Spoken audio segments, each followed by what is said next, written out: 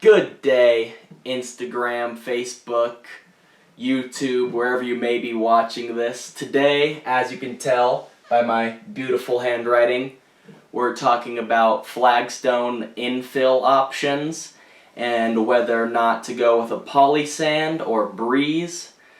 This is a poly sweep, poly sand, some samples right here, platinum and tan. I'll get a close-up of those. Unfortunately, I do not have any loose breeze, but that would be a great demonstration.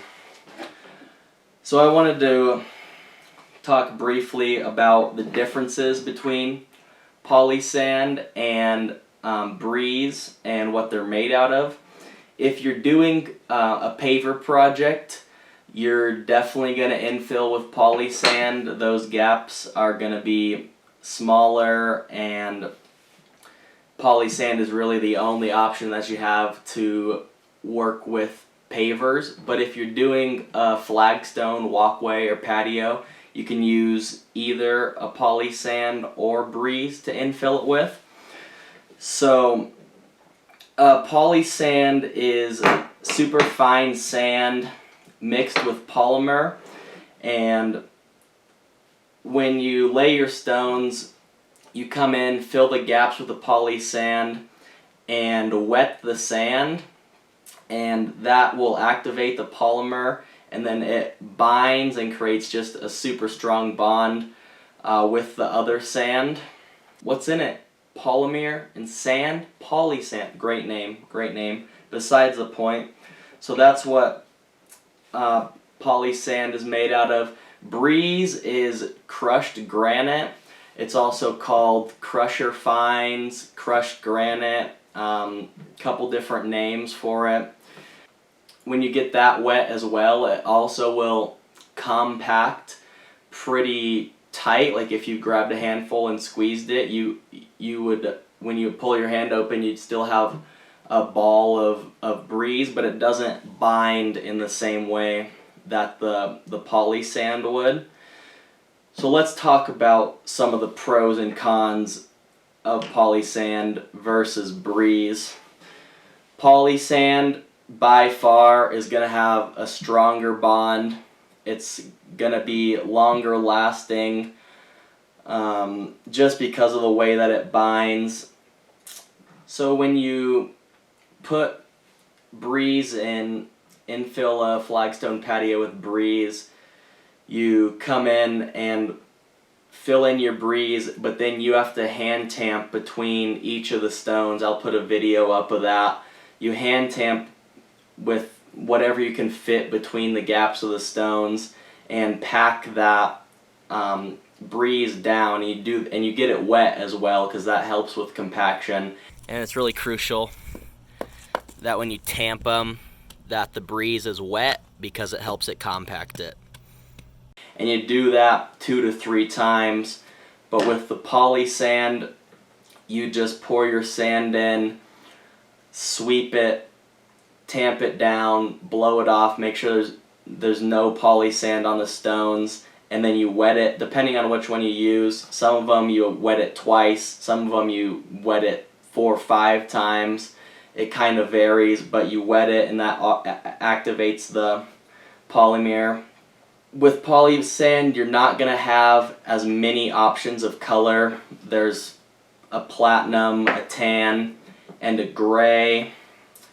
With breeze, I mean, this is one brand, so there's other color variations and things like that. But with a breeze, I mean, you can get a red breeze, a mountain granite, a tan, like natural colors. I'd say there's more variety in terms of coloration with breeze.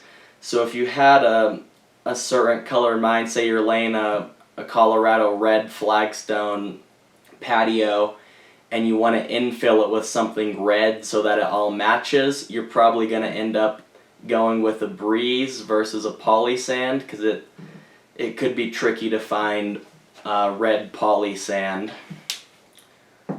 With the poly sand, you're gonna have a bit cleaner look, in my opinion, on your walkway or patio. with breeze, I mean that you'll get good compaction and you'll have a solid infill, solid stones, everything like that.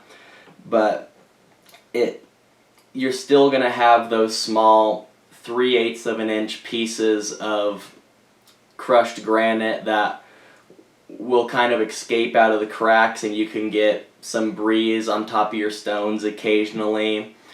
And with a breeze infill, you will have some washing away as time goes on. It's not like a 1-year thing, but maybe in 5 to 10 years, there's a good chance that you could lose the top 1/2 inch of your infill, 1/4 inch of your infill, just to rain or more compaction with water, with the breeze just soaking into the cracks of the rocks more, and it can find ways under the imperfections on the flagstones and things like that.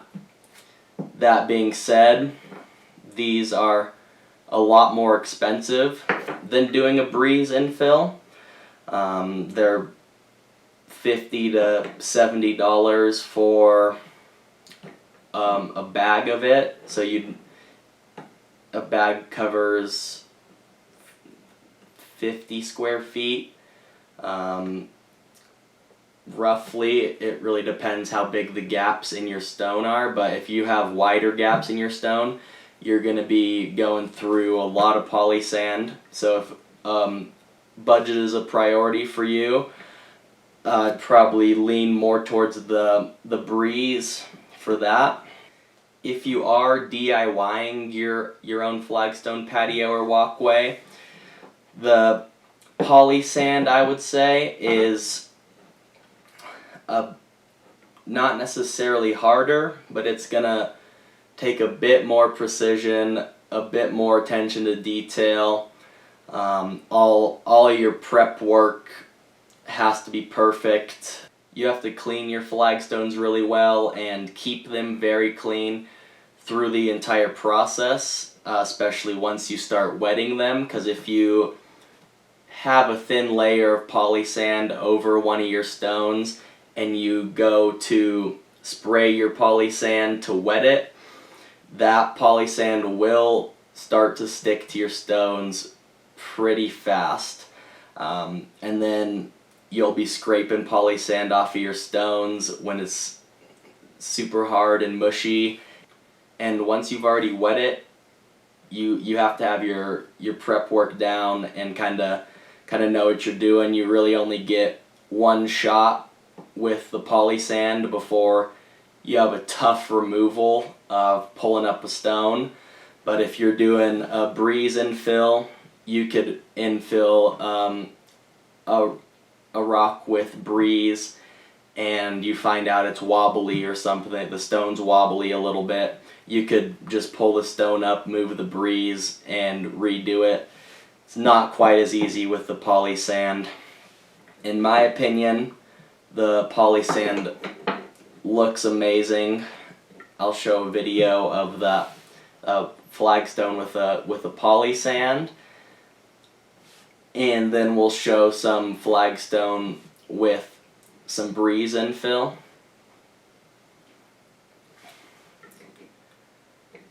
So I hope this helps you in your decision of deciding between a breeze or a poly sand. You can't go wrong either way, but depending on your style and what you're looking for in your yard, I hope this helps make your decision. Have a good one, and don't forget to follow and like the video. Bye-bye.